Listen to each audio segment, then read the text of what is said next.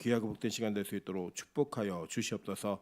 함께 하실 것을 믿고 간구하며 예수 그리스도 이름으로 기도합니다. 아멘. 하나님 말씀 보도록 하겠습니다. 예레미야 1장 1절부터 10절까지의 말씀입니다. 예레미야 1장 1절부터 10절까지의 말씀, 저와 여러분이 한 절씩 교독하고 마지막 절은 합독하도록 하겠습니다. 교독합니다. 베냐민 땅 아다노세 제사장들 중 힐기야의 아들 예레미야의 말이라. 아몬의 아들 유다 왕 요시야가 다스린 지 13년에 여호와의 말씀이 예레미야에게 임하였고, 요시야의 아들 유다의 왕 여호와김 시대부터 요시야의 아들 유다 왕 시드기야의 11년 말까지 곧 5월에 예루살렘이 사로잡혀 가기까지 임하니라. 여호와의 말씀이 내게 임하니라. 이르시되 내가 너를 모태에 짓기 전에 너를 알았고 내가 배에서 나오기 전에 너를 성별하였고 너를 여러 나라의 선지자로 세웠노라 하시기로.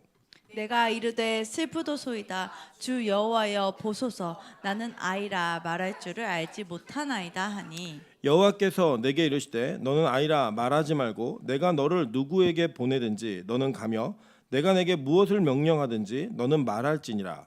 너는 그들 때문에 두려워하지 말라. 내가 너와 함께하여 너를 구원하리라. 나 여호와의 말이니라 하시고, 여호와께서 그의 손을 내밀어 내 입에 대시며 여호와께서 내게 이르시되 보라 내가 내 말을 내 입에 두었노라. 보라 내가 오늘 너를 여러 나라와 여러 왕국 위에 세워 내가 그것들을 뽑고 파괴하며 파멸하고 넘어뜨리며 건설하고 심게 하였느니라 하시니라. 아멘. 네, 우리 주변에 있는 분들에게 이렇게 한번 인사하도록 하겠습니다. 당신 때문에 금요일에 기도할 수 있습니다.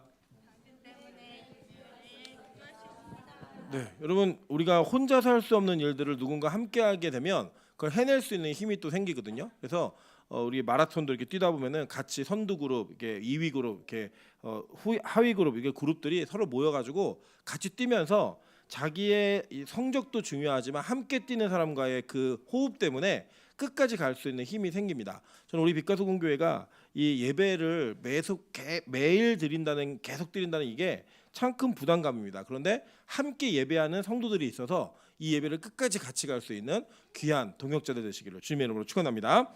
네, 오늘은 예레미야 1장 1절부터 10절까지의 말씀을 가지고 긴급 상황이라는 제목으로 하나님 말씀 증거하도록 하겠습니다.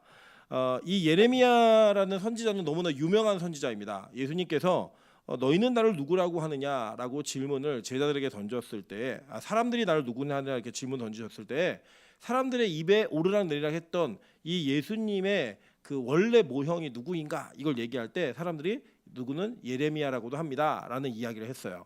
그렇듯 유대 안에서는 예레미야라고 하는 선지자는 아주 영향력이 있었고 그의 메시지는 그들에게 귀에 꽂혀서 그 후대까지도 들려졌던 말씀입니다. 실제로 이 예레미야는 하나님 앞에서 쓰임받은 날짜가 학자들마다 조금 차이는 있지만 약 42년 정도를 사역을 했습니다. 그리고 그 예레미야는 여러분이 잘 알다시피 분량으로 대선지자였죠. 그죠? 이 대선지라는 게 단지 그냥 뭐 크게 쓰임받았다 이런 게 아니라 분량이 많은 것으로 이해하시면 돼요. 장수로는 예레미야가 제일 이사야가 제일 많지만 분량으로는 예레미야가 제일 많습니다. 그래서 실제 양으로서는 예레미야를 하나님께서 가장 많이 하나님의 스피커로 사용하셨어요. 이 예레미야가 어느 시대부터 어느 시대까지 사역을 했느냐 우리 그 화면 한번 보시도록 할게요. 자, 화면 보시면 우리 지난 금요일 날은 저희가 이사야를 배웠거든요. 잘 보이세요? 안 보이시죠? 좀 확대할까요? 좀 확대해 보시면 확대 안 돼요? 되죠? 네, 저 앞부분, 맨 윗부분. 자, 보시면 히스기야 보이세요? 네, 히스기야. 그러니까 지금 초록 색깔로 된 거는 왕이에요. 그리고 하늘색 맞죠? 네, 하늘 색깔로 이게 무슨 색이에요 이게? 옥색. 네, 색명 아닙니다. 저 이름을 몰라서 그런 거예요. 네, 옥색으로 돼 있는 부분은 이제 선지자들이에요. 네, 그래서 지난 시간에 여러분 이사야하고 미가가 같은 시대에 사역했다고 얘기 들으셨죠? 이사야는 왕족으로서 왕들에게 선포했던 말씀이 있었고 미가는 서민들을 상대로 사역을 했다 이런 얘기 들으셨잖아요. 그죠? 기억나시죠? 이렇게 히스기야 왕이 있었던 시대가 이사야 시대예요. 히스기야의 아버지가 혹시 누군지 기억나세요? 아하스. 그죠? 이 아하스 시대. 그러니까 이 이사야가 사역했던 시대는 아하스, 히스기야, 므낫세 이렇게까지예요. 그리고 이 히스기야의 아들이 므낫세입니다. 밑으로 좀 내려올까요? 이 므낫세의 아들이 아몬이에요. 네. 그리고 이 아몬 시대에 활약했던 선지자가 나훔이라는 선지자가 있는 거예요. 자, 그리고 요시야, 아몬의 아들이 누구냐? 요시야예요. 예, 요시야가 오늘 성경 본문에 나오죠. 이 보니까 2절 보세요. 아몬의 아들 유다 왕 요시야가 다스린 지 13년에 여호와의 말씀이 예레미야에게 임하였고라고 얘기해요. 그죠? 그러니까 이 요시야 시대에 예레미야의 사역이 시작한 겁니다. 다시 한번 도표 보여주실래요? 자, 보시면 자, 요시야 시대에 옆으로 쭉 가시면 이름이 안 나와 있는 옥색깔 바가 하나 보이시죠? 그 예레미야입니다. 이게 예레미야가 언제까지 사역했느냐? 이 나라가 망하는 시드기야까지, 더 밑에까지 쭉 볼게요. 예, 이 남유다가 망하는 시드기야 시대까지도 활약을 했고, 그 시드기야를 마지막으로 망했던 나라 이후에도 예레미야의 스토리가 성경에 기록이 되어 있는 모습이 나옵니다. 예, 예레미야의 전체 내용이 뭐냐면 사실 요시야는 그 왕들 가운데 이 마지막 남유다의 후기 왕들 가운데 하나님 말씀을 제대로 지켰던 유일한 왕이었어요. 이 유일한 왕의 시대에 그가 말씀을 온전히 지키며 종교 개혁을 했음에도 불구하고 하나님께서는 여선지 훌다를 통하여 야, 너는 그렇게 하더라도 너의 가문과 이 나라에 쌓여진 죄악이 너무나 많기 때문에 나의 심판은 그대로 이루어질 거야 라고 하나님은 선언을 하십니다. 그게 왜 그런 일이 벌어지는가 한번 보도록 할게요. 원래 이것에 대한 이 어려운 상황의 빌미는 여러분이 누가 제공했냐면 여러분이 잘 아는 히스기야가 제공합니다. 자, 히스기야 하면 여러분 되게 유능한 왕이었잖아요. 그리고 여러분 아는 것들이 다 좋은 에피소드들만 있어요. 기억나시는 게 뭐가 있을까요? 생명이 연장되는 거, 그죠? 또 아수르의 18만 5천 명을 하루아침에 멸하는 기도를 했던 거, 뭐 이런 것들 주로 막 기억나시잖아요, 그죠? 뭐 상처, 왜 종처 그 병으로 인해 죽을 뻔했다가 그 안에 열심히 살아남고 이게 보이는데 병으로 살아남은 이후에 그가 그 감격과 그 기쁨을 주체하지 못해서 오버를 해요. 어떤 오버를 하냐? 그 오버하는 상황을 이사야가 설명해 줍니다. 이사야 39장 1절부터 8절이에요. 그때 발라단의 아들 바벨론 왕 무르닥 발라단이 죄송해요. 무로닥 발라단이 히스기야가 병들었다 나았다 함을 듣고 히스기야에게 글과 예물을 보낸지라. 히스기야가 사자들로 말미암아 기뻐하여 그들에게 보물창고 곧 은금과 향료와 보배로운 기름과 모든 무기고에 있는 것을 다 보여주었으니 이렇게 얘기해요. 자, 이게 왜 범죄인가 하는 것도 볼게요. 여러분 잘 보시면 히스기야가 바벨론 왕이 그 축전을 보냈을 때에 그 축전을 보낸 목적에는 두 가지 이유가 있었어요. 어떤 이유가 있었냐면 진짜로 병이 나아서 축복하는 것도 있었지만 그 전에 히스기야에게 놀라운 승리가 하나 있었는데 아수르라고 하는 그 나라는 전 세계를 제패했던 나라예요. 그래서 전 세계를 완전하게 제패해서 애국까지도 아수르에게 빌빌거리고 굴복했던 그런 나라였습니다. 근데 이 나라가 동네 지방에 있는 아주 조그마한 남유다 왕국을 다 정복하고 예루살렘 딱 하나만 남겼거든요. 요것만 딱 정복하면 남유다도 끝이었어요. 근데 그거를 이겨버린 거예요. 그러니까 이걸 이긴 게 얼마나 큰 이슈였냐면 전 세계사로 보면 이런 겁니다. 미국하고 러시아하고 막 이렇게 대치하고 있잖아요. 막 군사적으로 대치하고 있는데 미국이 갑자기 우리나라를 쳐들어왔는데 우리나라가 미국을 이겨버린 거예요. 그러니까 러시아 입장에서는 당황스러워 안 당황스러워요? 엄청 당황스럽죠. 그래서 러시아에서 우리나라에게 축전을 보냈어요. 보냈는데 이걸 받은 히스기야가 병이 나은 것과 동시에 자기가 강대국인 아수르를 이겼다라는 기쁨 때문에 이걸 주체하지 못해갖고 자기의 궁중에 있는 소유와 국내에 있는 모든 것들을 다 보여줘 버렸어요. 여러분 잘 한번 생각해 보세요. 누군가에게 무언가를 자랑한다라고 하는 건 그 자랑 속에 무엇이 담겨 있냐면 이게 내 거고 이게 내 실력이야. 근데 너 부럽지? 이걸 얘기하는 거예요. 그런데 히스기야가 아수르를 이겼던 거는 누구의 힘으로 이겼어요? 전적으로 100% 하나님 이기신 거예요. 전쟁에서 이겼어요? 아니요, 기도에서 이겼다고요. 어떻게 기도했냐면 하나님 그 어느 정도였냐면 포위한 이 아수르 군대가 너네 히스기야 믿지 마. 너네 자꾸 히스기야 믿으면 너네 똥 먹고 오줌 먹을 거야. 이렇게 막 모욕을 했는데 그 이야기를 듣질 못해가지고 제발 히브리 말로 하지 말고 아수르 말로 해라. 우리 다 알아듣는다고 이렇게 얘기할 정도로 너무나 비굴하게 굴었던 그 상태에서 하나님께 기도하는 기도 하나로 이 전쟁을 이겼다고요. 그래서 자기 걸 자랑할 게 있어요, 없어요? 없는 거죠. 예를 들어 전쟁을 했다. 뭐 아주 그냥 100번 1000번 양보해서 뭐 기드온처럼 13만 5천 명이나 300명이나 써서 이겼다. 300명이 싸웠잖아요. 어쨌든 이것조차 하지 않고 이겼다고요. 그런데 이 히스기야가 뭘 자랑했냐? 그것을 이겼던 그 승리가 자기에게 있음을 자랑한 거예요. 그러니까 여러분 이게 뭐가 있냐면 사람들이 제가 보면 사람들 중에 제일 머리 나쁜 사람들의 종류가 뭐냐면 그냥 조금만 칭찬해주면 모든 걸 다 내주는 사람이 있어요. 조금만 칭찬해주면. 왜냐? 자기 건 줄 알고 그게 모든 게 저 진짜인 줄 알고 그 말을 다 믿어버려요. 그래갖고 자기 걸 다 보여줘요. 여러분 그런 사람들은 절대 나중에 큰 손해를 보는 일들이 진짜 많이 있습니다. 여러분 특별히 하나님 앞에서는요. 우리는 우리의 힘과 능력으로 무언가를 해낸 자들이 아니에요. 그렇기 때문에 우리는 누군가 우리를 칭찬할 때 그 칭찬을 나의 것으로 받으면 안 되고 나를 통해 일하시는 하나님을 자랑해야 되는 거예요. 근데 히스기야가 뭘 자랑했어요? 우리 군대 볼래? 우리 궁중의 소유가 얼마나 많은지 볼래? 이걸 다 보여줬는데 바벨론 왕이 볼 때는요. 그거 뭐냐면 진짜 코끼리 비스켓이에요. 그러니까 여러분 바벨론이 얼마나 큰 나라냐면 나중에 바벨론 성이 어떤 식으로 지어지냐면요. 바벨론 성의 둘레가 90km예요. 그리고 그 성벽이 두께가 그 성벽에서 마차 2대가 시합을 벌릴 수 있을 정도로 성벽 자체가 두꺼워요. 그런 나라가 예루살렘 성을 보면 어떤 느낌이 들까요? 여러분 제가 옛날에 뭐 우리나라가 삼천리 반도 금수강산 뭐 이런 얘기 하잖아요. 제가 그 얘기가 얼마나 거짓말이고 이상한 이야기인지 미국 가서 알았습니다. 나이아가라 폭포를 보았는데요. 천지연 폭포는 그냥 동네에 그냥 오줌 줄기예요. 그냥 그냥 수도꼭지 틀어놓은 정도밖에 안 되고요. 나이아가라의 그 떨어지는 폭포의 양은 우리나라의 그 어떤 것도 비교할 수 없어요. 그러니까 여러분 뭐 우리나라 나무가 예뻐요. 막 가보세요. 그 나이아가라 갈 때 양쪽에 어른들 3명이도 다 앉지 못하는 나무가 쉬지 않고 쭈르륵 서 있는 걸 봅니다.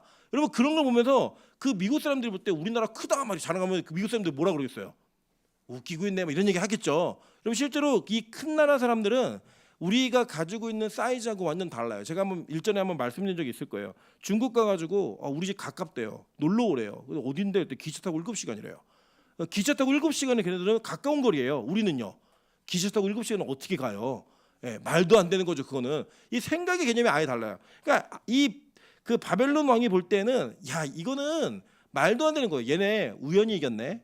얘네 이거 말도 안 되게 이겼네. 그래가지고요. 그 다음에 이걸 보여준 히스기야에게 이사야가 가서 이렇게 얘기를 해요. 자, 뭐라고 얘기하나 한번 볼게요. 이사야가 이르되 그들이 왕의 궁전에서 무엇을 보았나이까 하니 히스기야가 대답하되 그들이 내 궁전에 있는 것을 다 보았나이다. 내 창고에 있는 것으로 보이지 아니한 보물이 하나도 없나이다 아니라. 이사야가 히스기야에게 이르되 왕은 만군의 여호와의 말씀을 들어서 보라 날이 이르리니 내 집에 있는 모든 소유와 내 조상들이 오늘까지 쌓아둔 것이 모두 바벨론으로 옮김받고 남을 것이 없으리라. 여호와의 말이니라. 이 얘기를 받아요. 그리고 이게 얼마나 무서운 얘기냐면 그동안 네가 쌓았던 모든 거 다 바벨론으로 끌려갈 거니까 그렇게 알아. 이거요. 여러분 이게 저는 참 우리가 들어야 될 이야기로 생각합니다. 여러분 이 6월이 호국의 달이거든요. 현충일로부터 시작해가지고 우리나라가 굉장히 중요한 사건들과 이슈들이 이 6월달에 많았어요. 민족의 아픔인 6.25 뭐 이런 것 시작해가지고 뭐 북한하고의 어려운 문제들 이런 모든 것들이 이 달에 집중돼 있습니다. 그래도 여러분 6월 1일 날 말씀을 기억하시는지 모르겠지만 나라를 위해 기도하는 이 달로 삼자라고 제가 말씀을 드렸어요. 여전히 이 나라가 어떻게 성장했는가를 여러분 기억해 보시면 진짜 세계사에 유례가 없는 빠른 성장을 거두었습니다. 여러분 여기에 지금 넓게 보면 3세대가 있거든요. 그러니까 예를 들면 지금 우리 나정희 권사님, 김선아님 1세대, 그죠? 2세대가 그 밑에 김상호, 김상인 집사. 그 3세대가 누구예요? 가빈이 여기 와 있잖아요. 우리 지금 하민이도 그렇고 여기 호별이도 그렇고 3대가 여기를 다니고 있는데 이 3대가 어떻게 변화되었는지를 보면요, 여러분들 놀랄 만한 변화가 있습니다.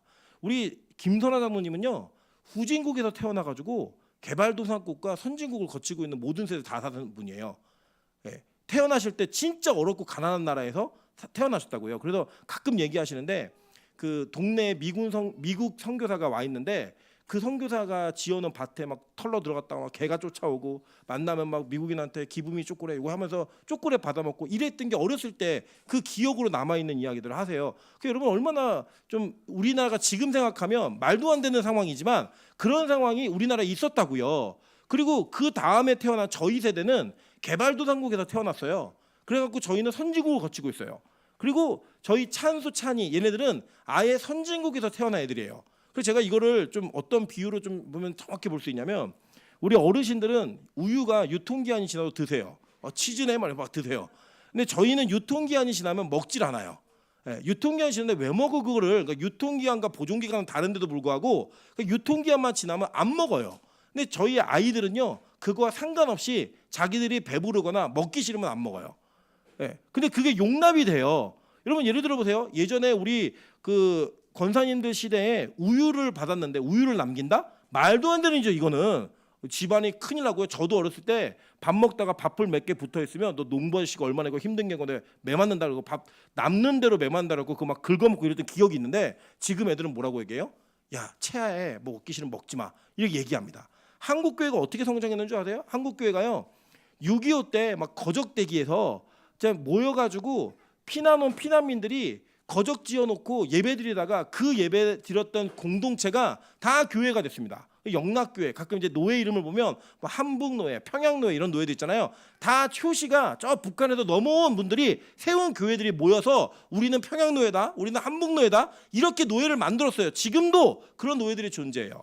여러분 이렇게 짧은 역사 속에 경제, 국가, 민주주의 그리고 교회가 성장했던 역사가요 전 세계 유례가 없다니까요. 유례가 없어요. 이게 바로 한국 교회에 하나님이 주신 은혜입니다. 그 은혜로 말미암아 부흥을 했는데 그게 누가 한 거예요? 하나님이 하신 거라고요.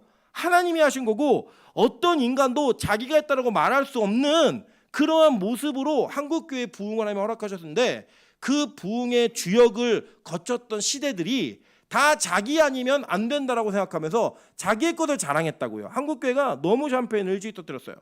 이 목회는 이렇게 해야 된다. 설교는 이렇게 해야 된다. 이러면서 교회가 눈을 돌리고 교회가 집중했던 일들은 하나님을 향한 온전한 마음이 아니라 어떻게 하면 큰 교회를, 어떻게 하면 많은 성도를, 어떻게 하면 좀 더 이 사회와 정치, 경제에 영향을 미칠 수 있을까? 이것을 고민하며 달려왔다고요. 그러면서 한국 교회를 다 보여줬어요.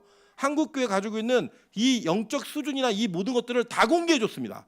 여러분 그게요 하나하나 다 드러나면서 마귀가 이 한국 교회를 바라볼 때 어떤 눈으로 바라볼까? 저는 이렇게 생각합니다. 야 아무것도 없는 것들이 은혜로 부흥해 놓고 이제 누리고 있어? 이제 벌써 기도하지 않아? 이제 벌써 말씀을 떠나? 이제 벌써 교회의 본질의 사명을 잊어버려? 이런 일들로 점철되어 있는 한국 교회의 모든 모습들을 지금 다 보여준 거예요. 여러분 하나님이요 저는 한국 교회를 지금 철저하게 심판하고 계시다라고 믿습니다. 이렇게 어려울 수가 없어요. 여러분 한번 잘 생각해 보세요. 한국 교회가 어떤 성도들이 남았냐면요. 지난번에 제가 한번 그 여론조사와 도표들 이거 보여드렸잖아요. 여론조사는 조작할 수 있어요. 근데 통계는요 조작이 불가능해요. 이건 무서운 거예요, 진짜. 왜 무섭냐면 그 수치가 장래 미래와 모든 과정들을 분석할 수 있는 자료들, 소스를 제공하기 때문에 그걸 통해서 볼 수 있는 건 미래에 대한 확신을 가질 수 있는 분석이 가능해요. 여러분 이런 겁니다. 지금요 교회 안에 60대, 70대는 변하지 않고 교회를 지키고 계세요. 여러분 사실 60대, 70대는 불교에서 기독교로도 잘 안 오시지만 기독교에서 불교로도 잘 안 가세요. 어느 날 갑자기 우리 최재훈 권사님이 내일부터 나는 스님을 따라 비구니가 되겠습니다. 이렇게는 안 하신다고요. 교회를 조금 뜨문뜨문 나오실 수는 있지만 아유 나는 다른 교회를 갈 수 있겠다. 이런 마음은 있을 수도 있지만 나 오늘부터 조계사 간다. 이런 분은 거의 없어요. 마찬가지예요. 그 최재경 권사님이나 뭐 이렇게 나이 많으신 권사님들 연세 되시는 분들이 불교에서 기독교로 넘어오는 일도 되게 드문 일이에요. 이분들은 고정적이에요. 별로 움직이지 않아요. 그러니까 그분들의 시각으로 볼 때 한국교회 안 어려워 보이는 거예요. 그런데요 30, 40대는요 교회를 떠났어요. 교회를 많이 떠났어요. 이유가 여러 가지 이유가 있는데 뭐 정치적인 코로나 뭐 여러 가지 이유가 복합되어서 결국은 뭐냐 교회를 안 나간다는 성도들이 생긴 거예요. 그런데 그 안 나간다는 성도들의 60%가 예수 아닌 다른 구원이 있다고 믿어요. 그러니까 여러분 뭐냐면 한국 교회가 신앙교육 자체를 실패했어요.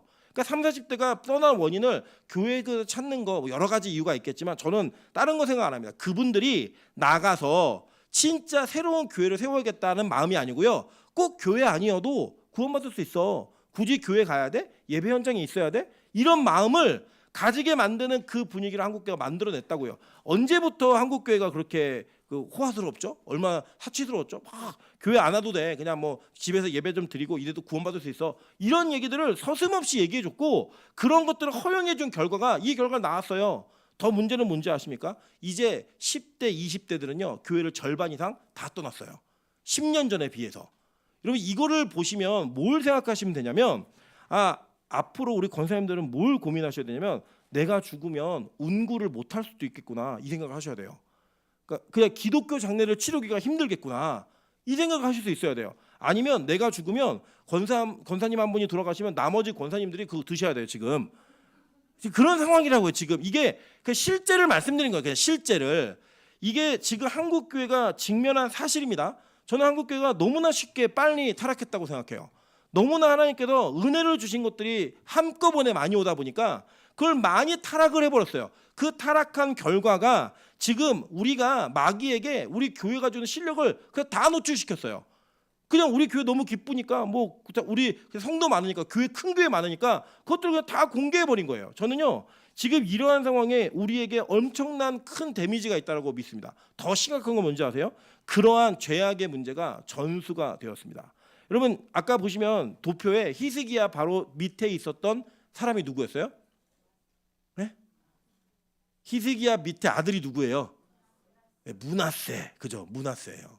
예, 므낫세가 이 왕인데 므낫세는 어떤 아들이냐면요. 히스기야가 생명을 연장받은 이후에 낳은 아들이에요. 그러니까 원래는 못 낳을 아들이었다고요. 히스기야 입장에서는 이 못 낳을 아들을 낳았어요. 그러다 보니까 이 아들에 대한 집착과 이 사랑이 하나님에 대한 사랑보다 더 심했던 것 같아요. 그래서 뭘 실패했냐? 아들에 대한 신앙 교육을 실패했어요. 여러분 히스기야 같은 왕의 아들이 어떤 일을 했나 한번 볼게요. 열왕기하 21장 2절과 7절 16절입니다. 므낫세가 여호와 보시기에 악을 행하여 여호와께서 이스라엘 자손 앞에서 쫓아내신 이방 사람의 가증한 일을 따라서 그의 아버지 히스기야가 헐어버린 산당들을 다시 세우며 이스라엘 왕 아합의 행위를 따라 바알을 위하여 제단을 쌓으며 아세라 목상을 만들며 하늘의 일월 성신을 경배하여 섬기며 여호와께서 전에 이르시기를 내가 내 이름을 예루살렘에 두리라 하신 여호와의 성전에 제단들을 쌓고 또 여호와의 성전 두 마당에 하늘의 일월 성신을 위하여 제단들을 쌓고 또 자기의 아들들을 불 가운데로 지나게 하며 점치며 사수를 행하며 신접한 자와 박수를 신임하여 여호와께서 보시기에 악을 많이 행하여 그 진노를 일으켰으며라고 얘기해요. 그리고 이게 히스기야의 아들의 행위라고 믿어지세요? 안 믿어질 정도의 일들을 행했다고요. 뭐랬냐면요. 그는 자기 아버지가 하나님께 제대로 살려고 무너뜨렸던 산당을 다시 지었어요. 여러분 그 무너진 걸 다시 짓는 게 더 힘든 거 아시죠? 철거하는 것보다 그냥 없애버리고 다른 새로운 데다 시작하는 것이 낫지 철거한 걸 다시 짓는 게 힘든데 그 힘든 걸 그 어려운 걸 해냈어요. 아버지가 무너뜨린 걸 다시 세웁니다. 그런데 하나님의 성전 안에다가 뭘 했냐면요.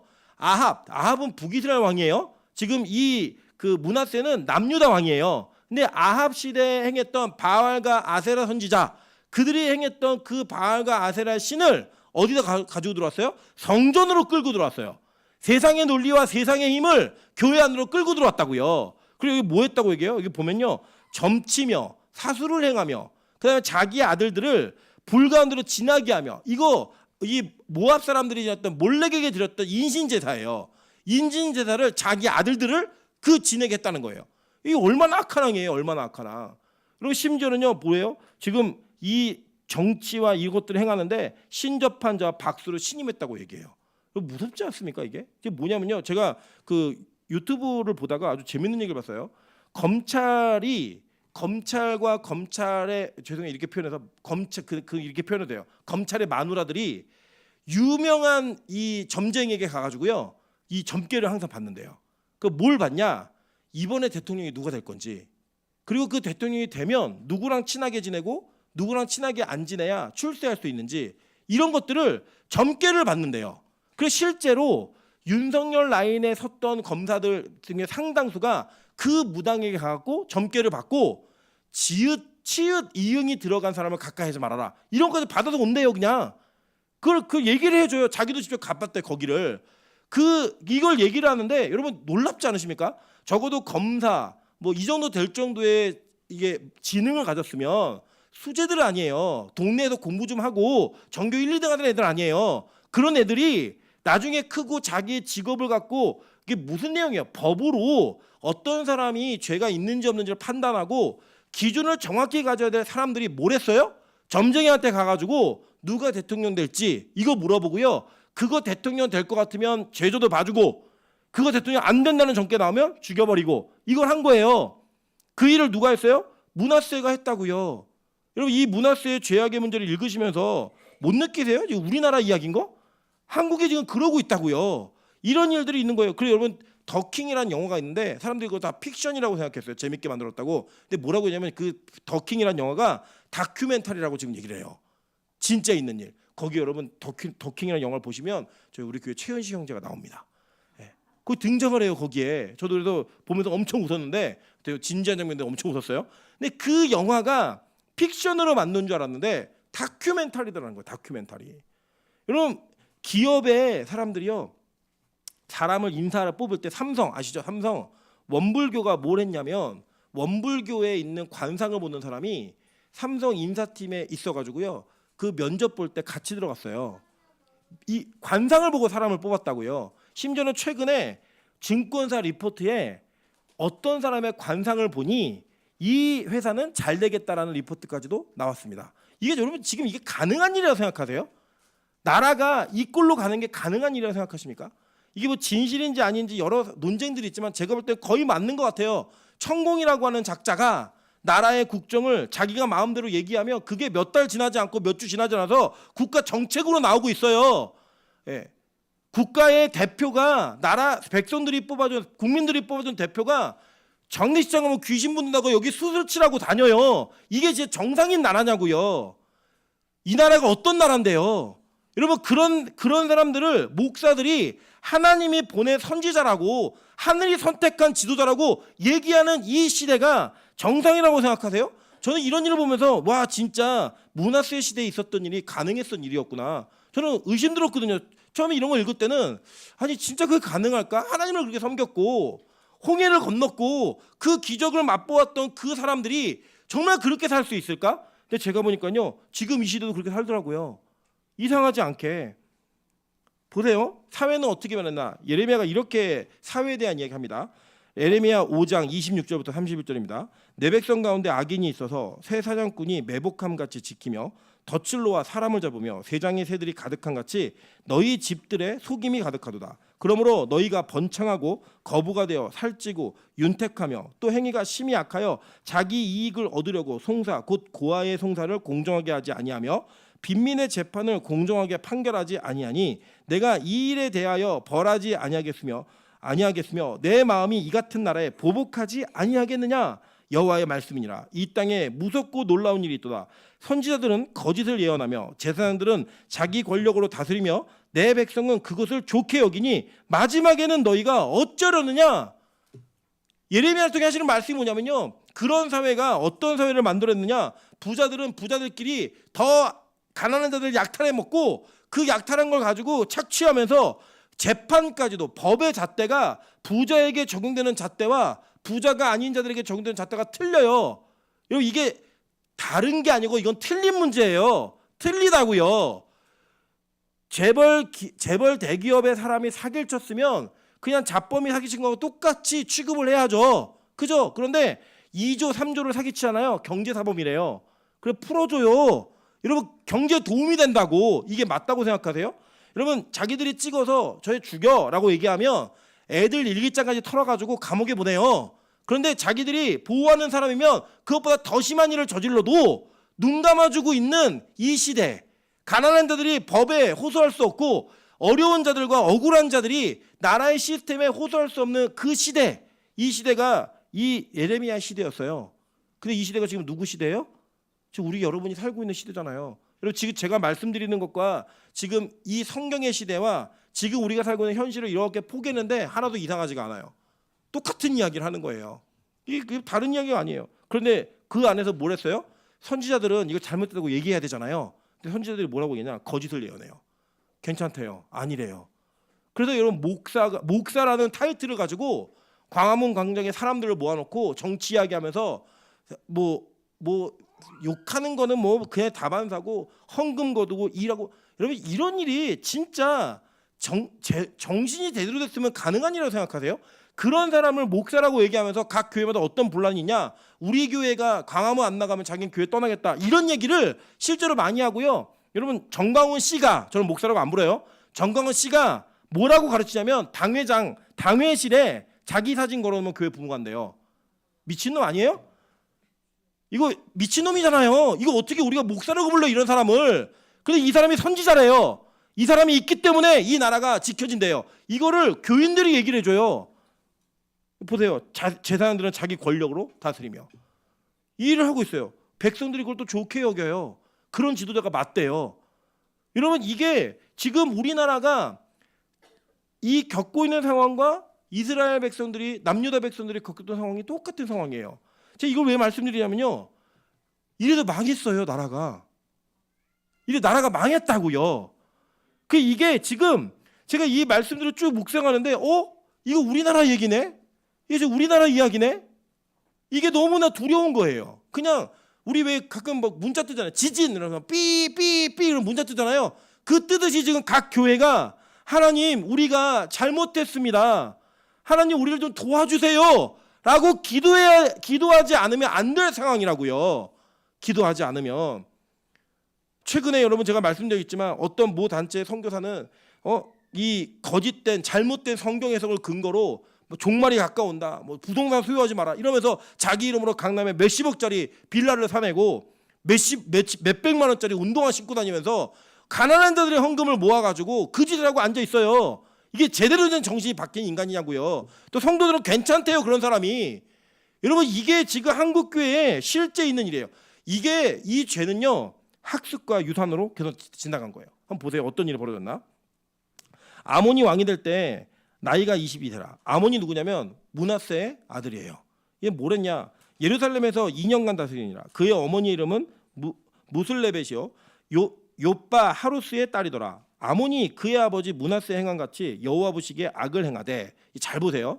하나님이, 야, 너 히스기야한테 이렇게 얘기했어요. 네가 다 보여줬지? 네 자식들 환관으로 끌려갖고 다 망할 거야. 얘기를 하니까 히스기야가 뭐라고 얘기하냐면, 하나님 말씀 좋네요, 내 때에는 아니라니까 좋네요, 이렇게 얘기하고 지나가요.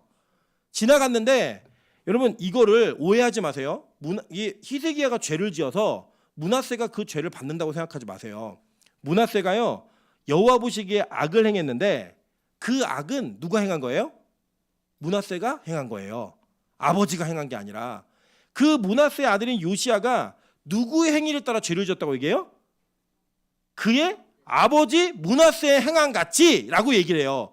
부모가 지은 죄를 자식이 보면서 저래도 되는구나 라고 생각하면서 그걸 그대로 지어낸 거예요. 그대로 학습해낸 거예요. 그냥 나는 아무것도 안 했는데 우리 아버지가 잘못해갖고 내가 망하는구나, 이런 건 없어요, 성경에. 그 아버지가 지은 죄악의 문제를 그대로 자녀들이 배운 거라고요. 부모가 교회의 예배를 하찮게 여기면 그 자녀들은 예배를 하찮게 여기게 돼 있어요. 부모가 목사의 욕을 하고 교회 욕을 하는 것을 서슴없이 하면 그 자녀들은 그 부모와 똑같이 욕을 하게 돼 있다고요.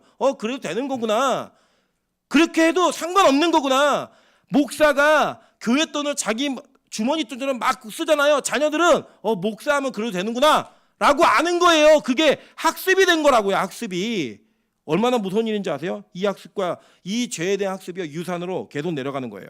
그래서요, 이 요시야가 종교개혁을 행하면서 하나님 이 나라를 좀 고쳐보겠습니다라고 얘기했는데 하나님이 뭐라고 했냐면 이미 잣대가 기울었다는 거예요.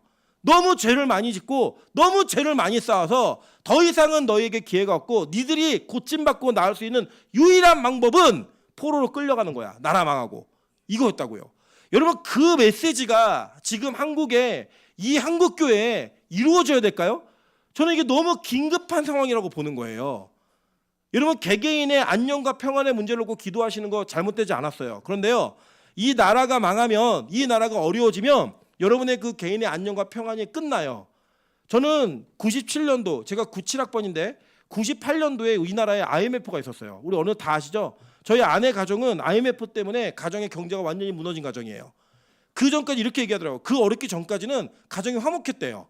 그런데 그 어려움을 당하고 나서 그 경제적 어려움이 오니까 너무 화목함들이 깨지고 어려워졌다라는 거예요. 여러분, 그때 자살하는 사람 진짜 많았고요. 그때 망하고 힘들고 어려운 그 후유증을 지금까지도 겪고 있는 가정들이 되게 많아요. 그 기억이. 그러면 하나님이 그거 IMF 때 그거 때린 거는요, 제가 볼 때는 약과예요. 그냥 살짝 지나간 매예요. 근데 진짜 이 나라를 남유다처럼 벌하시고 이렇게 결정하시잖아요. 그럼요, 여기 어떤 누구도 행복할 수 없어요.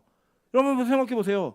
우리 예를 들어 그런 일이 있어서 저희 가정이 완전히 망해가지고 큰 빚을 떠안고 어떻게 거처할 곳도 없다라고 해서 여러분 평안하시겠냐고요. 여러분 우리 성도들 중에 누군가가 그 일로 인해서 그 성도들의 가족 중에 일원이 그 사건으로 자살을 하거나 그 사건으로 인해 완전 폐인이 된다면 이 교회가 화목하겠냐고요. 없어요 그런 거. 이제는 이게 나는 그런 죄를 안 지었지, 우리 교회는 괜찮지 라는 수준으로 막을 수 있는 그런 걸 방패 삼아서 그냥 내가 기도하지 않아도 되지라고 얘기할 수 있는 그런 상황이 아니라는 거예요. 너무나 많이 이게 유산이 되었으니까. 그래서 보세요, 뭐라고 했냐면 이 아들들의 이야기가 계속 이 가문에, 제가 아까 도표 보여드린 거 있으니까 요시아의 아들이 여호아스인데, 여호아스에 대한 이런 얘기를 합니다. 여호아스가 왕이 될 때 나이가 23세라 예루살렘에서 석 달간 다스리니라. 그의 어머니의 이름은 하무달이라 림나 예레미야의 딸이더라. 여호아스가 그의 조상들의 모든 행위대로 여호와 보시기에 뭘 했어요? 악을 행하였대요. 못대로 행했대요? 뭐를 따라서요? 조상들의 모든 행위대로. 조상들이 지은 거를요 그대로 보고 따라한 거예요.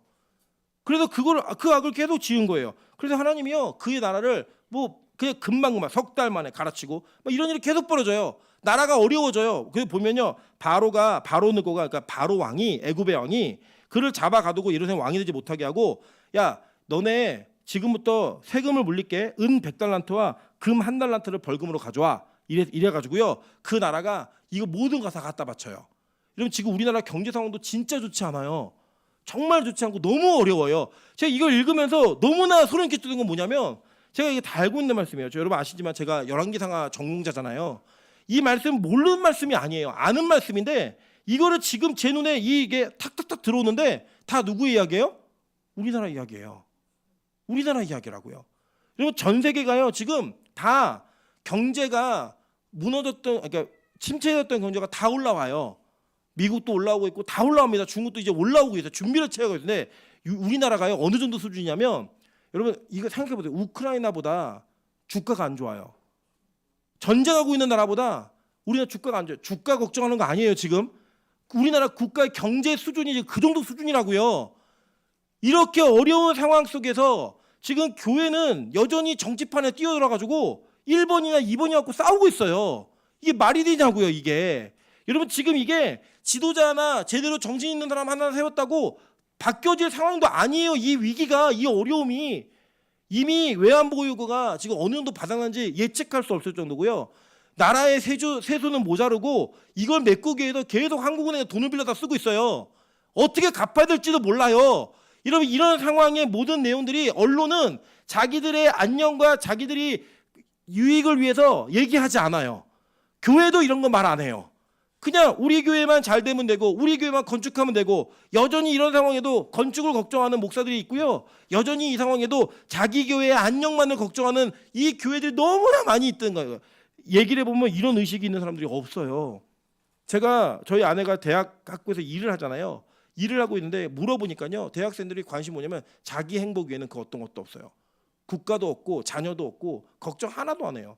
여러분 지난달에 신생아 출산이 2만 명이 깨졌어요. 매달 2만 명을 낳으면 1년이면 24만이에요. 제가 알기로는 저희보다 8, 9살 많으신 분들이 100만이었고요. 저희가 75만 정도 돼요. 예. 그리고 찬수가 40만이에요. 그리고 저희 찬이가 26만입니다. 그리고 이제 22만이 깨지겠다는 얘기가 나오고 있어요.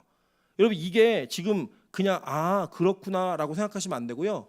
이게 외국에서는 우리나라를 뭐라고 하냐면 지금 멸종위기라고 얘기합니다. 그냥 한국은 멸종이다. 제가 그 산술 계산한 거 봤더니요 250명이 60년이 지나면 5명이 돼요. 그 출산율을 따지니까 250명이 5명이 된다고요. 한번 생각해 보세요. 이 정도 숫자로 나라가 줄어든다 생각하면 되게 어둡습니다. 되게 심각해요. 그런데 우리는 이거에 대한 심각함을 못 느낀다는 거예요. 특별히 교회가 이거를 못 느껴요. 여러분 보세요. 하나님이요 이 백성들에게 행하셨던 일이 뭐냐면, 야 너희들 방법은 딱 한 가지밖에 없어. 너희들은 포로로 팔려가는 거 외에는 방법이 없어. 여기까지 가는 거예요. 성경은요, 이 백성들이 지은 죄를 예레미야는 두 가지로 요약을 해서 얘기를 합니다. 한번 뭐라고 요약하나 볼게요. 예레미야 2장 13절입니다. 내 백성이 두 가지 악을 행하였나니 곧 그들이 생수의 근원이 되는 나를 버린 것과 하나님 버렸다는 거예요. 생수의 근원이 되는 하나님 버렸고, 또 하나는 뭐냐, 스스로 웅덩이를 판 것인데 그것은 그 물을 가두지 못할 터진 웅덩이들이니라 라고 얘기합니다. 생수의 근원이 하나님인데 하나님을 찾는 게 아니라 하나님 아닌 다른 것들을 찾아가지고 그걸 갖고 그 열심으로 무언가 이 상황을 타개할 수 있다라고 믿으면서 그 열심히 하는 거예요. 근데 하나님 뭐라고 했냐면, 그거 나를 버린 게 첫 번째 죄악이고, 두 번째는 자기의 열심으로 자기의 것을 준비한 거, 그게 그 열심이 죄라는 거예요. 왜냐, 거기는 물을 가두지 못할 터진 웅덩이라는 거, 그걸 알면서 판 거예요. 여러분, 교회가 건축하면 부흥한다는 이야기가 있고요, 교회가 돈을 많이 투자하면 부흥한다는 이야기가 있어요. 저 그거 부정 못 하겠어요. 현실을 보니까 진짜 그런 일들이 일어나요. 왜 일어날까요? 그렇게 교회를 돈 들여 지어 놓으면 성도들이 개척교회보다 큰 교회가 낫지, 간 거예요. 그렇게 교회를 지어 놓으면 부흥했다라는 이 이야기를 목사들이 신화처럼 계속 얘기하니까 많은 신학생들이 그걸 따라간 거예요. 이제는 진짜 하나님의 말씀이라고 역사하는 이런 걸 찾아볼 수가 없는 시대가 되어버렸어요. 그리고 다른 열심을 갖고 살아야 된다고 생각해요. 성도들이요, 기도해서 하나님이 우리를 축복하시면 그 기도를 통해 하나님의 일이 내 안에 이루어진다는 걸 안 믿어요. 그래서 뭐 하는 줄 아세요? 예배 빠지고 학원 다니고요, 예배 빠지고 공부 열심히 하고요, 예배를 소홀히 하면서 자기가 준비할 것들을 열심히 준비해요. 그게 뭔지 아세요? 터진 웅덩이를 만드는 거예요, 계속. 근데 그걸 누가 용인해 주냐? 그거를 기성세대가 용인해 주는 거예요. 교회 안에 있는 어른들이 그거를 그럴 수밖에 없다라고 얘기하는 거예요. 여러분, 실제로 제가 그랬어요. 예전에 섬기던 교회에서요, 고3 아이들 데리고 선교 간다 그랬더니요, 장로님들이 저를 불러다가 야단을 치셨어요. 공부해야 되는 고3 아이들에게 2박 3일을 빼가지고, 그 3박 4일이군요. 3박 4일을 빼가지고 무슨 선교를 가냐고 혼났다고요, 제가. 그래서 그러면 교회 돈 안 받고 제가 가겠습니다 얘기하고 담임 목사한테 끌려 또 혼나고, 왜 장로들한테 대드냐고. 그랬던 기억이 저 있어요. 이게 한국 교회 안에 있었던 일이에요. 그 일들이 지금 계속 연속적으로 이루어지고 있을 때에 이 일들은 저와 여러분이 가져야 될 분명한 하나님에 대한 의식이 사라지고 있음을 여러분 다 긴장 있게 받아들이셔야 돼요. 또 한 가지 죄를 이렇게 얘기했어요. 19장 4절과 5절입니다. 이는 그들이 나를 버리고 이곳을 불결하게 하며 이곳에서 자기와 자기 조상들과 유다 왕들이 알지 못하던 다른 신들에게 분향하며 무죄한 자의 피로 이곳을 채웠으며, 또 그들이 바알을 위하여 산당을 건축하고 자기의 아들들을 바알에게 번제로 불사라 드렸나니 이는 내가 명령하거나 말하거나 뜻한 바가 아니니라. 그러면서 저기로 찾은 게 뭐냐? 다른 신들을 찾은 거예요. 여러분, 초등학교 아이들에게 너 10억 생기면 감옥 갈래? 그러니까요, 80% 간다고 얘기했어요. 가능한 일이라고 생각해요. 아이들에게, 초등학교 아이들에게 너 10억이 생기면 감옥 갔다 올래? 물어보니까 간다고 얘기했어요. 저는 우리 교회 청년부도 위험하다고 생각해요. 이 똑같은 질문하면 몇 명 갈 것 같아요. 예. 송기호 갈 것 같아요. 예. 저 20년도 갈 수 있습니다 얘기할 것 같아요. 이게 지금 한국교회 지표예요. 지표. 그냥 수준이라고 해요. 수준. 여러분, 이 수준이 어떤 모습을 갖게 되냐면 하나님이 이스라엘을 포로로 끌려가게 만드는 일을 하시게 한 거예요. 너무 무서워요, 저는요. 왜냐, 이것은 진짜 하나님께서 우리를 향해 주는 경고의 메시지가 그때도 있었지만 지금도 이 상황이 너무 동일하니까, 너무 똑같으니까 하나님이요, 교회에게 명령하십니다. 야, 너네 망할 거야. 너네 팔릴 거야. 그런데 이 팔린 것을 그냥 받아들이고, 너희 중에 혹시 누가 안 팔려간다 그러면 믿지 마. 거짓말장이야. 그리고 내가 말하지 않았는데 70년이라는 숫자를 바꾸면 그것도 거짓말장이야. 믿지 마라고 얘기했어요. 여러분, 저는 너무 죄송하지만 한국교회 어둡고요, 그 어두운 게 일어나야 된다라고 봐요. 제가 언제 말씀드렸죠? 그 수요일날 말씀드린 것 같은데 한번 여러분 고민해 보세요. 이 고민을 지금 되게 많이 하고 있어요. 어떤 고민이냐면, 우리가 동성애 문제, 뭐 여러 가지 문제들이 있어요. 그리고 교회가 분리할 것 같은 조건들의 문제들이 있다고요. 그거를 법을 제정되는 걸 막고 교회를 법으로 지켜주는 법을 세우는 게 진짜 하나님 뜻일까요? 저는 그렇게 생각 안 하거든요. 왜 안 하냐면, 여러분, 예를 들어 담배 피는 걸 불법화 시킨다고 사람들이 담배를 안 필 것 같으세요? 필 사람은 펴요. 마약이 지금 합법이에요, 우리나라가? 아니잖아요. 근데 마약 할 사람들 다 해요. 그러니까 법으로 정한다고 죄인이 회개하며 돌아오지 않아요. 교회는 그런 방법으로 교회를 지키는 게 아니에요. 그런데 한국 교회가 그런 법 하나 몇 가지 막고자 서명 운동을 벌이고 이거 안 하면 마치 무슨 큰 죄를 진 것 마냥 막 얘기를 해요. 이런 동성애가 죄라는 걸 누가 부정할 수 있겠어요? 성경을 제대로 읽은 사람이라면. 그거는 법에 되든 안 되든 그건 우리가 안 할 일이에요. 맞죠? 법으로 지정된다고 안 할까요? 여러분, 한국 교회가 술 마시는 걸 죄로 여기고 있죠.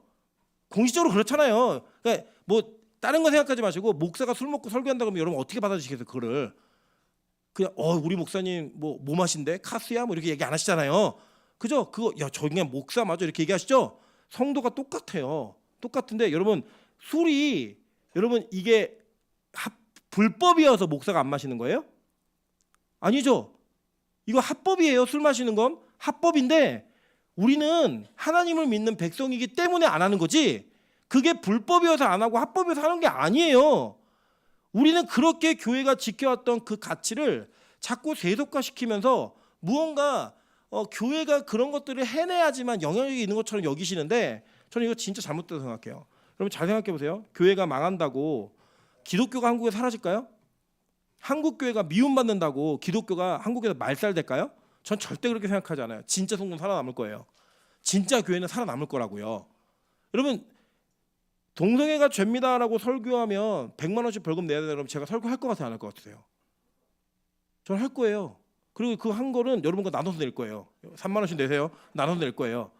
저 벌금 내면서 계속 얘기할 거예요. 왜냐? 성경이 그렇게 말하니까 불법이어도 하나님 말씀이 아니면 할 거라고요. 지금 교회는 그걸 준비해야 돼요. 그걸 준비해야 되고요. 그러기 위해서는 뭘 하셔야 되냐면 지금 이 나라를 위해 기도하셔야 돼요. 이 땅을 위해 기도하셔야 된다고요. 여러분 하나님께서요. 너네 끌려갈 거야. 너네 그리고 포로로 끌려갈 건데 그 끌려간 곳에서 뭘 해야 되는지 내가 얘기해 줄게 라고 예레미야를 통해 말씀하세요. 볼게요. 예레미야 29장 4절부터 13절입니다. 만군의 여호와 이스라엘 하나님께서 예루살렘에서 바벨론으로 사로잡혀 가게 한 모든 포로에게 이와 같이 말씀하시니라. 너희는 집을 짓고 거기 살며 텃밭을 만들고 그 열매를 먹어라. 아내를 맞이하여 자녀를 낳으며 너희 아들이 아내를 맞이하여 너희 딸이 남편을 맞이하 그들로 자녀를 낳게 하여 너희가 거기에서 번성하고 줄어들지 아니하게 하라. 너희는 내가 사로잡혀 가게 한 그 성읍의 평안을 구하고 그를 위하여 여호와께 기도하라. 이는 그 성읍이 평안함으로 너희도 평안할 것임이라. 만군의 여호와 이스라엘 하나님께서 이와 같이 말씀하시니라. 너희 중에 있는 선지자들에게와 점쟁이에게 미혹되지 말며 너희가 꾼 꿈도 고지 듣고 믿지 말라. 내가 그들을 보내지 아니하였어도 그들이 내 이름으로 거짓을 예언함이라. 여호와의 말씀이니라. 여호와께서 이와 같이 말씀하시니라. 바벨론에서 70년이 차면 내가 너희를 돌보고 나의 선한 말을 너희에게 성취하여 너희를 이곳으로 돌아오게 하리라. 여호와의 말씀이니라. 너희를 향한 나의 생각은 내가 아나니 평안이요 재앙이 아니니라. 너희에게 미래와 희망을 주는 것이니라. 너희가 내게 부르짖으며 내게 와서 기도하면 내가 너희들의 기도를 들을 것이요 너희가 온 마음으로 나를 구하면 나를 찾을 것이요 나를 만나리라. 이것은 여호와의 말씀이니라. 나는 너희들을 만날 것이며 너희를 포로된 중에서 다시 돌아오게 하되 내가 쫓아보내었던 나라들과 모든 곳에서 모아 사로잡혀 떠났던 그곳으로 돌아오게 하리라. 이것은 여호와의 말씀이니라 라고 얘기했어요. 저는 한국 교회가 망해야 된다고 생각해요. 왜냐? 망할 짓 했으니까요. 한국 교회가 망할 수밖에 없다고 생각해요. 왜요? 망할 수밖에 없는 짓 했으니까요. 이것을 위해서 우리가 기도해도 망할 거예요. 제가 볼 때 어려워요. 다음 세대 구하기 어렵다고요. 다음 세대 이제 이 상태와 상황을 역전시키기 진짜 힘들어요. 그럼 이 상황에서 하나님이 이 한국 교회를 그렇게 세상에 팔아버리고 끌려가게 했으면 뭘 해야 될 것인가? 저는 남은 자들의 신학을 가지고 우리가 가지고 있는 그 신앙으로 한국 교회가 지켜야 될 마지노선을 정해놓고요. 그 선을 철저하게 지켜야 돼요. 예를 들면 이런 거예요. 적어도 이런 겁니다. 우리 교회에 주일학교 아이들은 반드시 믿음으로 키워내야겠다. 이거 지켜가는 거예요. 그리고 나라와 민족을 위해 기도하셔야 돼요. 하나님 이 나라가 전쟁으로 완전히 멸문지화되지 않도록 하나님 포로로 끌려가서 지킴을 받을 수 있도록 도와주십시오. 하나님 한국 교회가 완전히 멸문주화되지 않도록, 완전 초토화되지 않도록 하나님 이 교회의 남은 자들을 좀 지켜주십시오. 여러분 그 기도를 하셔야 돼요. 그래서 어떤 면에서는 나라와 민족을 위한 기도 속에 우리 자신이 신앙을 잘 지키며 생존하는 서바이벌이 지금 어쩌면 한국교회에 앞으로 하나님이 정해놓은 시간 동안에 꼭 해야 될 일일 수도 있어요. 그래서 오늘 우리는 교회를 위해 울어야 되고 오늘 우리는 나라를 위해 울어야 돼요. 오늘 우리는 여러분과 관계되어진 사람이 어떻게 하나님 앞에서 올바르게 서야 되고 그들을 세워갈 것인가를 여러분 철저하게 고민하셔야 돼요. 이번에 장지만 목사님이 아프시면서 장지만 목사님의 가족들이 이상하게 빛과 소금 교회를 다니시겠다라는 결정을 저에게 통보하듯이 해오셨어요. 이번 주일에도 장지만 목사님의 누님께서 교회를 오신대요. 그 누님은 교회를 싫어하는 분이세요. 목사를 싫어하고. 그런데 우리 교회는 오시겠대요. 여러분 저는 그분들이 오신다는 게 그렇게 기쁘지만은 않아요. 왜 기쁘지만 않냐면 과연 그분들을 어떻게 세워야 될까에 대한 고민을 그 기도를 우리가 충분히 했다라는 확신이 저에게 없어요. 그 초신자들과 그 어려운 분들 그리고 새롭게 믿음이 세워가야 되는 분들을 어떻게 우리가 기도하며 도와야겠고 어떻게 준비할 것인가에 대한 준비가 저는 아직 우리가 안 끝났다라고 생각해요. 그러니까 저는 그게 참 두려워요. 왜냐? 그 영혼이 또 이곳에서 여기도 처음엔 괜찮았는데 별 수 없네 라고 말할까 봐. 저는 지금도 저희 아이들에 대한 두려움이 있어요. 이 아이들이 진짜 믿음으로 하나님을 온전히 고백할 수 있도록 우리가 잘 그들을 교육시킬 수 있을 것인가. 그들이 세상보다 교회를 더 좋아하고 세상보다 교회를 더 사랑하는 그 아이들을 키워낼 수 있을 것인가. 이거에 대한 두려움이 저에게 있어요. 진짜 있어요. 왜요? 다 안 되는 교회들밖에 없으니까 주변에. 잘 됐다라고 하는 교회를 찾아보기가 너무 힘드니까 제가 그 준비가 되었나? 이 두려움이 있어요. 그래서 제가 지금 너무너무 후회하는 것 중에 하나가 뭐냐면 제가 전도사 때 유년부 유치부 사역을 안 해본 게 너무 후회스러워요. 잘 모르겠어요. 그래서 제가 지금 유일하게 하는 일은 우리 민전도사님과 김민정 간사님 위해 진짜 철저하게 기도하고 있어요. 하나님 이분들을 통해 아이들이 믿음이 세워질 수 있게 도와주십시오. 그거 진짜 기도하고 있어요. 여러분 둘째 나세요. 나세요. 교회가 약속했던 50만 원 아니라 100만 원, 1000만 원을 줄 수 있는 여러 개 되면 드리더라도 이 낳은 아이들을 교회에서 잘 키워서 하나님이 한국교회와 수치와 모욕의 때를 지나는 그 시기까지 우리 살아남아야 이 교회를 통한 복음이 이어져 갈 수 있으니까 그거 해야죠. 하늘문은 하늘문대로 하는 거고 빛과 소금은 빛과 소금대로 해야죠. 그걸 하는 일에 우리가 지금 기도로 준비해야 된다고요. 여러분 이 일이 준비되지 않으면 하나님께서 이 교회를 세상에 어느 순간 팔아서 너희들 포로 생활해? 라고 얘기할 때 절망만 하고 있을 게 아니라 우리 포로로 된다는 걸 인정하시자고요. 저는 그냥 그게 맞다고 봐요. 너무 죄송하지만 이게 맞다고 봐요. 이렇게 얘기하면 무능한 목사 같지만 제가 아무리 기도해도 이게 역전될 것 같지가 않아요. 거쳐야 돼요. 그냥 모욕과 수치의 때를. 그래서 저는 솔직히 이런 두려움과 이 예상이 있기 때문에 저는 주변에 있는 분들이 저희 아이들한테 목사라고 하면 좀 정말 싫어요. 이 아이들이 목사가 되어서 목회할 시대는 지금보다 더 어려울 텐데 지금보다 더 힘든 시대가 될 텐데 그게 우리 아이들에게 내가 물려줄 수 있는 건가? 찬수가 목사가 되고 싶대요. 그냥 설교하는 게 멋있어 보인대요. 정말 그 마음 하나 가지고 이 목회를 가는 게 그걸 아버지로서 자녀에게 그래 너 참 잘 선택했다라고 말할 수 있는 그 상황일까? 저는 아니라고 생각해요. 지금은 뭐 큰 교회 몰려받는 목사도 있고 다 있으니까 뭐 좋겠다 이런 마음이 있겠죠. 뭐 저는 거기에서 예외되어 있는 사람이니까 자신 있게 얘기할 수 있어요. 저는 저희 아이한테도 그런 거 물려줄 수 없는 사람이에요. 그러니까 그 길이 얼마나 힘들고 어려운지 알아요. 여러분 예레미야에게 하나님께서 이런 말씀을 주실 때 어떻게 예레미야를 부르셨는지 아세요? 20살에 부르셨어요. 20살에 부르셨고요. 예레미야에 보면요. 예레미야 16장 2절에 보면 너 결혼하지 마라고 얘기하셨어요. 결혼까지도 금지시키면서 자기의 일생을 하나님께만 드려야 되는 인생으로 너 내가 말하라면 말하고 너 내가 말하지 말라면 말하지 마. 이거를 하나님이 너 그냥 아이라고 하지 마. 내가 시키는 대로만 해. 이걸 했다고요. 저 이 일을 하는 게 정말 쉽지 않아요. 그 하나님의 나라의 통치가 저에게 임하는 게 전 싫어요. 제 마음대로 살고 싶고 제 자유로 살고 싶은 마음이 있으니까. 그런데 이런 마음이 있는 저를 통해 성도들이 그냥 양육된다면 어떤 성도들이 태어나겠냐고요. 뻔하잖아요. 다르지 않잖아요. 그래서 저는 더 이 목회가 긴장돼요.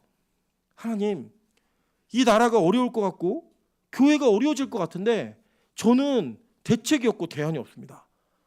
하나님, 교회가 진짜 망할 것 같은데 저는 이것을 어떻게 해결하고 이 물줄기를 돌릴 만한 힘도 영향도 없는 사람입니다. 그래서 저는 이 예레미야의 말씀을 제가 이번 주부터 정말 깊이 묵상하려고 해요. 하나님이 예레미야에게 말씀하셨던 내용을 통해 그 하나님의 마음을 그대로 읽었던 예레미야가 눈물의 선지자로 살았던 그 인생이 무엇이었는지를 저는 그대로 제 인생에 담아낼 준비를 하고 싶어요. 이렇게 말하면 좀 무능한 목사 같아요. 좀 더 제 생각에는 희망이 있습니다, 여러분. 다시 회복이 있을 겁니다. 이런 얘기 하고 싶은데 그게 잘 안 돼요. 그냥 이게 맞는 것 같아요, 이 말씀이. 여러분, 부정하기 너무 힘들어요. 너무 힘드니까 왜 하나님이 그렇게 복잡하고 어렵고 인기 없는 열왕기상하를 제가 그렇게 좋아하게 만드셨는지 그것도 이제는 좀 이해가 되는 것 같고요. 그 열왕기상하를 통한 그 죄악의 문제가 남유다와 북이스라엘 망하게 했을 때 선지자가 어떻게 살았는가를 지금부터 보게 하실 그 마음도 주신 것도 너무 저는 그게 하나님, 이게 제가 걸어가야 될 길이라면 같이 걸을 수 있는 성도들과 함께 걷겠습니다 라는 고백으로 하나님께 이 삶을 드리고 싶어요. 아직 못 드렸어요. 42년을 20살에 부름받아 60이 넘는 인생을 그렇게 살았던 눈물의 선지자, 심지어는 자기가 말한 대로 아무도 순종하지 않고 그 말한 모든 것이 이루어졌지만 그 이루어진 삶을 통하여 자신의 인생은 이리저리 끌려다니는, 원하지 않는 자리로 끌려다녔던 그 예레미야의 인생이 만약에 빛과 소금교에 맡긴 사명이라면 여러분, 지금부터 준비하셨으면 좋겠어요. 첫째는 나라와 민족을 위해 기도하세요. 하나님, 어려워질 것 같은데 우리나라 멸문지화 되지 않도록 좀 도와주십시오. 하나님, 한국교회가 망할 것 같은데 한국교회가 초토화돼서 뿌리도 그냥 아무것도 남지 않는 그런 황폐화 되지 않도록 하나님 좀 우리 교회를 좀 지켜주십시오. 우리 교회 있는 아이들을 위해서 기도할 때, 주일학교 사역자들을 위해서 기도할 때 하나님, 우리가 이렇게 기도해서 이 어려운 땅에서 아들 낳고 딸 낳고 그들을 잘 키워서 줄어들지 않게 만들 수 있는 그 정도만 된다면 하나님, 우리에게 나중에 회복의 때를 주실 때에 하나님께서 다시 포로를 돌리실 때에 이 교회가 사용받을 수 있는 교회가 될 수 있게 좀 도와주십시오. 그런 기도가 있는, 눈물의 기도가 있는 교회가 될 수 있게 기도하는 저 여러분 되시기를 주님의 이름으로 축원합니다. 이 긴급 상황에 대한 인식이 있다면 우리 찬양으로 기도하면서 나아갈 때 하나님, 나의 백성이 다 겸비하여 이 찬양 부를 텐데요. 하나님, 제발 이 땅을 좀 고쳐주십시오. 우리가 모욕과 수치의 때를 당하라면 당하겠습니다. 포로로 끌려가서 그 시기를 겪으라고 하면 겪겠습니다. 근데 만약에 하나님이 우리를 완전히 쓸어버리지 않고 남은 자로 두시겠다라고 한다면 하나님, 우리가 회개하고 겸비해서 이 나라를 살리기 위한 발판을 마련할 테니 하나님, 그 기도를 사용해달라고 우리 철저하게 기도하고 회개하는 마음으로 이 찬양 주님 앞에 드리면서